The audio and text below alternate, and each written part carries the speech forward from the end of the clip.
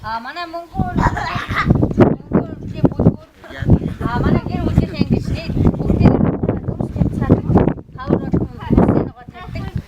Энэ тариалтанд бол бүгдээ одоо өөрийнхөө төмсийг бүгдээ ингэж ялгаж аваад одоо ингэ савлж байгаа байна.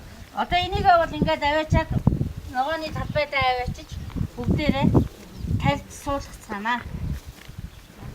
Одоо энэгээр бол ингээд жилийнхаа хэрэгцээг хангаж бүтэн жилийнхаа нөгөө ногоог бол өөр өөрсдийнхээ амьдралын хэрэглэхрээ.